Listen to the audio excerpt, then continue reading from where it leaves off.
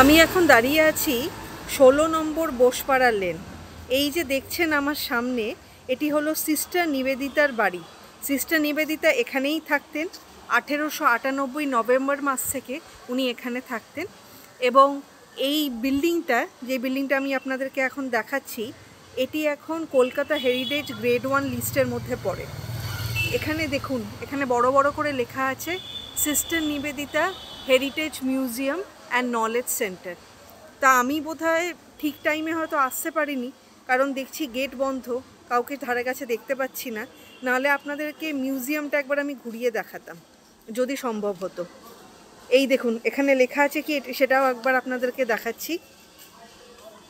Sister Nivedita's house financially supported by TCS foundation.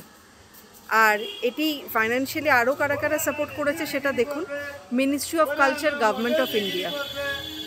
আপনারা যদি এদিকে কেউ আসেন, তাহলে আমি আপনাদেরকে রিকোয়েস্ট করব, একবার এই রামকৃষ্ণ সারদা মিশনের আন্ডারে যেটি আছে sister Nivedita's house heritage museum and knowledge centre, এখানে আপনারা অবশ্যই আসবেন।